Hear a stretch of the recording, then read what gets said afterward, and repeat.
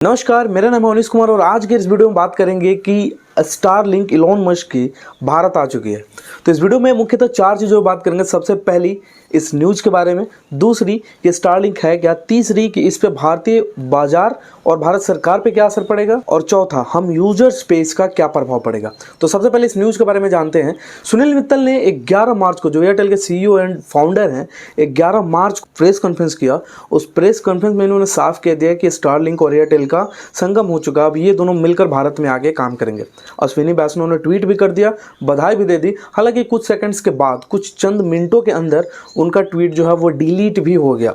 अब ये क्यों हुआ वो आगे बात करते हैं। तो जियो, जब इसने देखा कि एयरटेल और स्टारलिंक का संगम हो गया, तो जियो ने एक प्रेस कॉन्फ्रेंस तुरंत बुलाई और जियो ने भी साफ ये कह दिया कि स्टारलिंक से उसका भी संगम हुआ है। अब भाई भारतीय बाजारों में तो हाहाकार मच गया कि स्टारलिंक आखिर मिलने किससे जा रही है।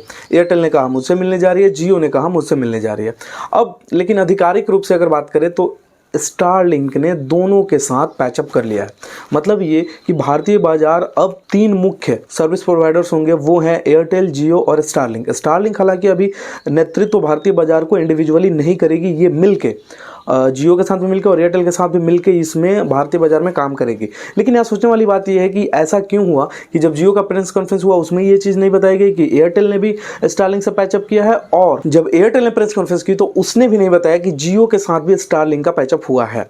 अब ये ऐसा क्यों हुआ? हो सकता है उनके मोनोपोली और डियोपोली वाली जो चीज़ें हैं जो बहुत दिनों से चलती आ रही हैं, उसके कारण हो सकता है उन्होंने प्रेस कॉन्फ्रेंस में एक दूसरे का नाम नहीं लिया हो। ठीक है, अब बात कर लेते हैं कि भारतीय सरकार इस बीच में क्या भूमिका निभा रही है। नरेंद्र मोदी प्रधानमंत्री भारत के कुछ दिनों पहले वाशिंगटन डीसी में गए थे, व्हाइट हाउस में, और वहाँ पे इलोन मस्क जैसे ही उन्होंने मुलाकात की, यहाँ के अंबानी साहब और हमारे सुनील मित्तल साहब या अडानी साहब, जो भी लोग हैं, उनके मन में थोड़ा सा ये खटपट हो गया कि भाई इलोन मस्क हमसे ज़्यादा नज़दीकी भारतीय बाजार में नरेंद्र मोदी से कैसे कर सकते हैं, ये तो हमारा अधिकार है। लेकिन हुआ ठीक इसका उल्टा। जो अब टेस्ला भारत में आ गई, टेस्ला ने अपने शोरूम खोलने शुरू भी कर दिए हैं, ऐसा न्यूज़ आ रहा है, और उसकी टैरिफ रेट्स 85% घटा के सीधा 15% पे ला दी गई। ऐसा नितिन गडकरी ने कहा था कि 100% हम लगाएंगे, लेकिन ये चीज़ नहीं हुई। अब हो सकता है कि इलोन मस्क आगे आने वाली स्थिति में ऐसा हो जाए कि जैसे जियो जब फ्री किया तो उस समय जो भारतीय बाजार में जो लोकल नेटवर्क्स है, जैसे आइडिया, वोडाफोन, एयरसेल, ऐसे नाम अब विलुप्त हो गए हैं।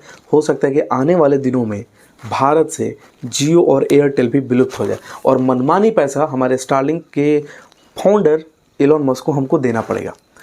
अब भारतीय सरकार जो 2019 से जो पाइपलाइन से बिछा रही थी ऑप्टिकल फाइबर्स की, इसके बारे में भारतीय सरकार को कुछ ना कुछ कहना चाहिए, क्योंकि जब 2019 से वहाँ पे सैटेलाइट लॉन्चिंग हो रही थी तो यहाँ पे गाय के गोबर से कोरोना और गाय के मूत्र से कोरोना ठीक करने वाली एक तरह से पद्धतियाँ चल रही थी। तो उस टेक्नोलॉजिकल बातों के अलावा कभी भी भारतीय सरकार ने इस फालतू बात पर कभी ध्यान नहीं दिया कि सैटेलाइट्स भी लॉन्च करने होते हैं। अब आप सोचिए दोस्तों, भारत सरकार हमारी कैसे काम कर रही है, इसकी पद्धति क्या है।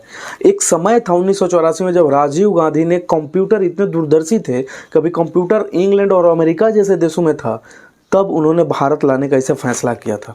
और एक आज का हमारा पीढ़ी है जब गाय का गोबर और गौमूत्र पे बातें करते करते कभी इन फालतू बातों पे ध्यान भी नहीं देता।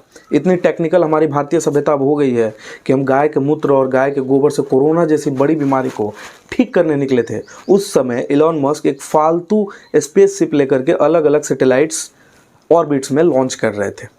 तो ये हमारा भारतीय सरकार करोड़ों अरबों रुपए, नरेंद्र मोदी ने कई बार अपने भाषण में यहाँ तक कहा है कि अगले 1 साल में, अगले 1.5 साल में, अगले 2 साल में, ऐसे बहुत सारा उनका भाषण मिल जाएगा यूट्यूब पे।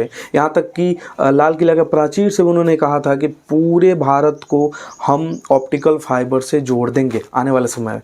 लेकिन अब सोचने वाली बात यह है कि क्या ये करोड़ों अरबों रुपए भारत सरकार के कबाड़ हो जाएंगे, इनका कोई काम नहीं रह जाएगा। हालांकि ऐसा कहा जा रहा है, बहुत सारे, आपको पता है बीजेपी की आईटी सेल और जो गोदी मीडिया है वो हर चीज़ में एक पॉजिटिविटी ढूंढ लेती है। उनका ये कहना है कि मान लीजिए कभी स्टारलिंक ने धोखा दे दिया तो ये ऑप्टिकल फाइबर्स उस समय हमारी रक्षा करेंगे, उस समय हमें इंटरनेट प्रोवाइड करेंगे। लेकिन ऐसा होने नहीं वाला। आपको बताते चले कि स्टारलिंक जो है 2019 से लगातार सैटेलाइट्स लॉन्च कर रहा है और अभी के डेट में पृथ्वी के चारों तरफ स्टारलिंक के करीब करीब 6000 सैटेलाइट्स हैं। 1-2 नहीं, 6000। मतलब ये कि पृथ्वी पर जितने सैटेलाइट्स अभी घूम रहे हैं उसमें इलोन मस्क के 2/3 सैटेलाइट्स अभी भी पृथ्वी के चारों तरफ घूम रहे हैं। अब सोचने वाली बात यह है कि भारत सरकार इतने रुपए जो ये फालतू के गोबर और गौमूत्र पे खर्चा करके जो ये ऑप्टिकल फाइबर्स बिछवाई, उस समय ये दूरदर्शी नेता लोग की कितनी कमी खलेगी वो आगे आने वाला समय बताएगा। कितना पैसा हमारा बर्बाद हुआ है और कितना पैसा और ज़्यादा बर्बाद होगा, क्योंकि अभी भी ये काम चल रहा है। इसको जल्द से जल्द पहली बात इस भारत सरकार को बंद करनी चाहिए। और दूसरी बात ये है कि सैटेलाइट्स लॉन्चिंग पर भारत सरकार को ध्यान देना चाहिए। अब ऐसा मैं इसलिए कह रहा हूँ क्योंकि पूरी की पूरी नेटवर्क स्ट्रेंथ, पूरी की पूरा नेटवर्क कंट्रोल किसी देश का यूएस के बैठा एक सीईओ और फाउंडर अगर ले लेगा तो भारत की प्राइवेसी कहाँ रह जाएगी। फिर जब मान लीजिए कहीं दंगा हो रहा है किसी खास जगह पे, अगर इंटरनेट को बैन करना है तो इन टावर्स को आप बैन कर देते थे, लेकिन अगर यही चीज़ अब हो स्टारलिंक के थ्रू तो that is not possible. Elon Musk ने ये तक कह दिया है कि ये चीज़ पॉसिबल नहीं है कि किसी खास एरिया में इसको बैन कर दिया जाए, क्योंकि वो सैटेलाइट से चल रहा है। ठीक है, अब उपग्रह से ये इतनी बड़ी टेक्नोलॉजी जब इलॉन मस्क ईजाद कर रहे थे तो ये कितनी कमी खली है कि अगर एक दूरदर्शी नेता रहता तो उस समय गाय का गोबर थाली पिटवाने और ताली पिटवाने के अलावा अगर इन कामों पर भी ध्यान दे दिया होता तो आज भारत सरकार का अपना सैटेलाइट होता। और ऐसे में इलॉन मस्क से करार नहीं करनी पड़ती और आगे बहुत सारा दिक्कत आने वाला। आप खुद समझिए कि जब जियो पहली बार आया तो छोटे छोटे जो हमारे सर्विस प्रोवाइडर्स थे वो मार्केट से खत्म हो गए। अब डिओपोली आ गई, एयरटेल और जियो। अगर जियो रेट बढ़ाता है तो एयरटेल बढ़ाता है, एयरटेल बढ़ाता है जियो बढ़ाता है, हम कुछ नहीं कर पाते हैं। तो हो सकता है आगे आने वाले समय में स्टारलिंक ऐसा कर दे कि जियो और एयरटेल भी हमारे भारतीय बाजार से विलुप्त हो जाए और भारतीय नेटवर्क पर कब्जा एक अमेरिकन कंपनी ले लेगी। अब सबसे बड़ी बात यह है कि स्टारलिंक आने से हमें खुश होना चाहिए या दुखी होना चाहिए, क्योंकि सबसे पहले भारतीय जो बाज़ार है वो बहुत बड़ा है और भारतीय बाज़ार पे कंट्रोल अगर कोई कर रहा है तो इसका मतलब ये है कि एट द एंड हमारा पॉकेट पे प्रभाव पड़ेगा, या हमारे पॉकेट में पैसा बचना चाहिए या और ज़्यादा पैसा हमारे पॉकेट से निकाला जाएगा। पहला केस तो ठीक है, लेकिन अगर और ज़्यादा पैसे हमारे पॉकेट से निकले तो आपको कैसा लगेगा। तो एक मैं एग्जांपल के थ्रू बताता हूँ कि भूटान हमारे जो बगल का पड़ोसी देश है उसका और भारतीय रुपये लगभग समान है और भूटान में स्टारलिंक अपनी सेवाएं ऑलरेडी प्रसारित कर चुकी है। तो सबसे पहले आप समझो कि भूटान में जो पैसे खर्च करने पड़ रहे हैं एक यूज़र को, ठीक उतना ही पैसा लगभग 2-4 रुपए या 200-400 का अंतर होगा। दैट इज़ टोटली नेग्लिजिबल, लेकिन अमाउंट इतना बड़ा है कि आपके भी होश उड़ने वाले हैं। तो भूटानी रुपए में अभी हम बात करेंगे तो सबसे पहले आपको करना क्या होगा कि जैसे स्टारलिंक आएगी तो आपको कुछ हार्डवेयर्स खरीदने पड़ेंगे। और वो हार्डवेयर्स कितने के आएंगे? तो हार्डवेयर्स 3 तरीके के होंगे, एक होंगे मिनी, एक होंगे स्टैंडर्ड और एक होंगे सुपर स्टैंडर्ड। अब मिनी जो होगा अप्रोक्सीमेटली 17,000 प्लस जीएसटी और प्लस में जो अमेरिका से चल के यहाँ तक आएगा उसकी शिपिंग चार्जेस लेगी। दूसरी जो होगी हाई परफॉर्मेंस वाली वो लगभग 2,31,000 भूटानी रुपए के बराबर अभी भूटान में वो बिक रही है।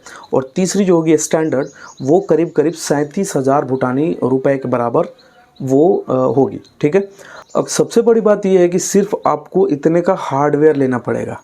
आपके घर में हाई परफॉर्मेंस वाली जो चीज़ है वो एंटरप्राइज लेवल पे, जो बिज़नेस लेवल पे जो एंटरप्रेन्योर्स या बिज़नेस यूज़ करेंगे वो इतने वाले हार्डवेयर खरीदेंगे। जो मिनी है जो 1-2 लोगों को या एक परिवार को चलाना है वो 17,000 का आएगा। और जो स्टैंडर्ड है जो 4-5 परिवार मिलकर किसी सोसाइटी में लगना हो, किसी हॉस्टल में लगना हो तो वो आएगा आपका 37,000 के अप्रॉक्सीमेटली। अब स्टैंडर्ड और मिनी का जो बेस प्राइस है पर मंथ आपको उसमें रिचार्ज भी करने पड़ेंगे और वो जो रिचार्ज होगा वो 4,200 पर मंथ से शुरू हो रहा है। सोचने वाली बात है दोस्तों। अब भी आप एक अच्छा इंटरनेट अगर ऑप्टिकल फाइबर के थ्रू भारत में लेते हैं तो 1,500 रुपये में 6 महीने जियो दे रहा है अभी। ठीक है, और उसकी स्पीड भी अप्रोक्सीमेटली 100 से 200 Mbps मिल रही है। लेकिन स्टारलिंक जब आएगी तो 4,200 पर मंथ आपको देने होंगे और इसकी जो स्पीड होगी वो 25 Mbps से मात्र 100 Mbps के बीच होगी। अब जो हाई है, जो हाई और जो एंटरप्राइज या बिजनेस लेवल पे है उसकी जो starting base price per month है वो है अप्रोक्सीमेटली 50,000 से लेकर के 2 लाख तक, इतना पर मंथ आपको देना पड़ेगा। अब सोचने वाली बात यह है कि दोस्तों जब अभी आप 200-300 में पर मंथ बिल्कुल एब्सोल्युटली फ्री डेटा चला रहे हो, इतना अमाउंट यानी अगर 2 GB पर डे की भी बात करूँ तो 60 GB आप इजीली यूज़ कर रहे हो 300 में।